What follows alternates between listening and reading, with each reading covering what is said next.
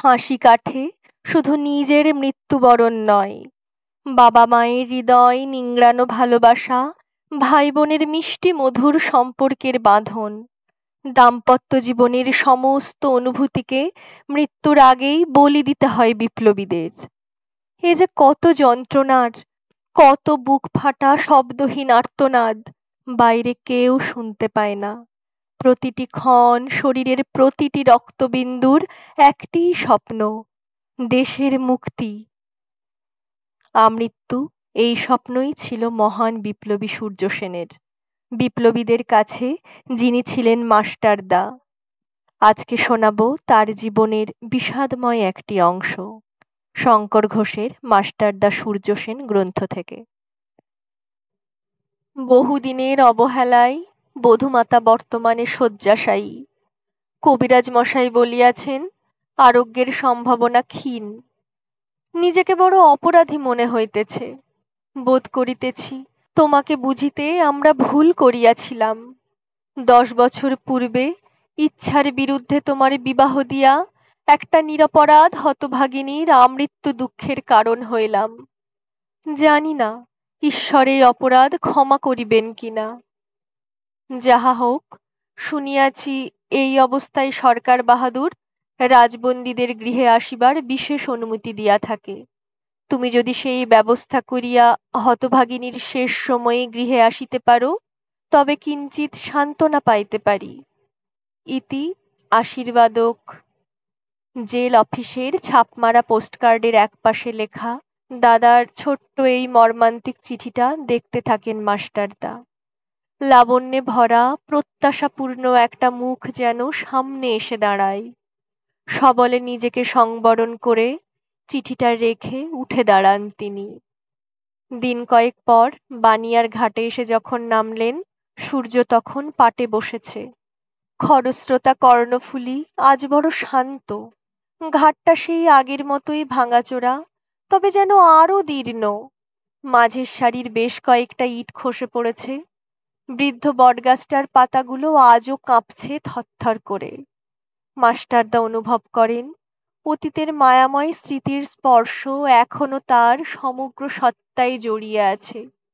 ওখানে বসে সে আর অনুরূপ কতদিন যে কাশিদার মুখে দেশের কথা শুনেছে। আজ কোথায় বা কাশিদা, কোথায় বা অনুরূপ। বাড়িতে ঢুকে মনে হয় এ যেন প্রেতপুরী। গোধূলির ম্লান আলোয় দেখা যায় বারান্দার খুঁটির গায়ে হেলান দিয়ে বসে আছেন দাদা। প্রণাম করে দাঁড়াতেই হাত ধরে পাশে বসালেন। চোখে কেমন অসহায় শূন্য দৃষ্টি। খবর পেয়ে বৌদি এসে দাঁড়ালেন। সব কেমন বদলে গিয়েছে। আগে হলে মণি আর রানী এসে ঝাঁপিয়ে পড়ত বুকের উপর। বৌদি হেসে হাত ধরে টেনে নিয়ে যেতেন ঘরের ভিতর। কমল জাল ফেলতে ছুটত পুকুরে। কিন্তু আজ সব নিরুত্তাপ।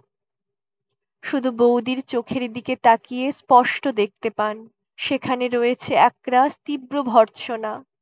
ওই চোখ দুটো যেন বলছে, এই শেষ সময়ে কি দেখতে এলেন মেজমশাই? সন্ধ্যা থেকেই আকাশটা মেঘলা। টিপটিপ করে বৃষ্টি শুরু হলো। তারপর বেশি রাতে বৌদির সাথে যখন পুষ্পকুন্তলার ঘরে এলেন, তখন মুষলধারে বৃষ্টি শুরু হয়েছে। হ্যারিকেনের ম্লান আলোয় মাস্টারদা দেখলেন কোনো কিছুর পরিবর্তন হয়নি। খাট, টেবিল, বইপত্র, আলমারি সব সেই আগের মতো। শুধু পুষ্পর লাবণ্যে ভরা মুখটা যেন অবরুদ্ধ বেদনার চাপে পিষ্ট বিবর্ণ হয়ে গিয়েছে। মনে পড়ে প্রথম সেই রাত্রির কথা, যেদিন সদ্য পরিচিতা স্ত্রীকে নিজের স্বপ্ন সাধনা সংকল্পের কথা বলে বিদায় নিয়ে চলে গিয়েছিলেন। তারপর দেখা হয়েছে কয়েকবার, কিন্তু পুষ্পর খবর নেবার ফুরসত মেলেনি। প্রয়োজনও বোধ করেননি। আজ তাকিয়ে দেখলেন চেতনাহীন দেহটা বিছানার একপাশে কেমন এলিয়ে পড়ে আছে। পুষ্পর মাথাটা সযত্নে বালিশের উপর রেখে নিজের জন্য একটু জায়গা করে বসে পড়লেন মাস্টারদা।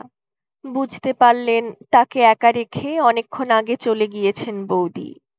একটু দ্বিধা, একটু সংকোচ, তারপর সবলে তা সরিয়ে পুষ্পর মাথাটা কোলের উপর টেনে নিলেন তিনি। বাইরে বৃষ্টির সাথে প্রবল বেগে তখন ঝড় শুরু হয়েছে। হতভাগিনীর বুক জুড়ে ছিল অভিমান আর অভিমান। সারাদিন বাড়ির ছেলেপুলেদের সাথে বনে বাদারে ঘুরে বেড়াতো। নিষেধ শুনতো না কারো। কোনো কথা বলতে দিতেন না তোমার দাদা। ভাবতেন এতে যদি একটু শান্তি পাক। আজকাল প্রায়ই বলতো, বেঁচে থেকে আমার কি লাভ বলো তো দিদি। বলতে বলতে বৌদির গলা ধরে আসে। নিজেকে সামলে নিয়ে আবার শুরু করেন। প্রায়ই জ্বর হতো ওর, কিন্তু এবারের জ্বর যে কাল জ্বর হবে তা বুঝতে পারিনি কেউ। বসুমতী পুজোর দিন বায়না ধরল শুটকি মাছ খাবে। তোমার দাদা বারণ করলেন, কিছুতেই শুনল না। তার উপর আবার কাঁঠাল খেলো। জ্বরের উপর এসব। হতভাগিনী যেন এবার মরবে বলেই পণ করে বসেছিল। চোখের উপর আঁচল চাপা দিয়ে চুপ করে বসে রইলেন বৌদি। কি বলবেন বুঝে উঠতে পারেন না মাস্টারদা। পুষ্পর শেষ চিঠিটার কথা মনে পড়তে থাকে। তোমার দেওয়া দেবী চৌধুরানী বইটা কাল রাতে শেষ করেছি। এই প্রথম মনে হয় কোথায় যেন একটা বড় ভুল হয়ে গিয়েছে তার। বৌদি আবার শুরু করেন। সেবার বায়না ধরল টোনাকে পোষ্যপুত্র নেবে। যত বোঝাই ওরে পাগলি ও তো তোরই, ততই ওর জেদ বাড়তে থাকে। বলে, না দিদি, আপত্তি করো না। কিন্তু তা তো আর হয়ে ওঠেনি শেষ পর্যন্ত। মনে পড়ে যায় মাস্টারদার একটা চিঠিতে আঁকাবাঁকা হরফে বড় বড় অক্ষরে পুষ্প লিখেছিল, আমি যখন থাকবো না তখন টোনার দিকে একটু লক্ষ্য রেখো। জবাবে কি লিখেছিলেন আজ আর মনে করতে পারেন না। চোখটা মুছে নিয়ে আবার শুরু করেন বৌদি। ছেলে মানুষ ছিল তো, মাঝে মাঝে বলতো, আমি কি তোমার মেজমশাইয়ের কাজে কোনো সাহায্যই করতে পারতাম না দিদি। এর উত্তর কি দিতে পারতাম বলো তো ভাই।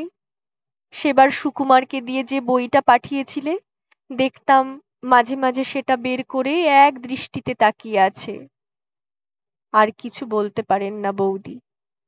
মাস্টারদাও কোনো কথা খুঁজে পান না। শুধু একটা অসহায় বেদনা যেন তাকে ধীরে ধীরে আচ্ছন্ন করে ফেলতে থাকে। শুনছিলেন শঙ্কর ঘোষের সম্পাদনায় মাস্টারদা সূর্য সেন গ্রন্থ থেকে নির্বাচিত অংশ। আজ শুনলেন প্রথম পর্ব। কেমন লাগলো কমেন্ট করে জানাবেন এবং পরবর্তী পর্বগুলি শোনার জন্য আমার চ্যানেলটি সাবস্ক্রাইব করে নেবেন।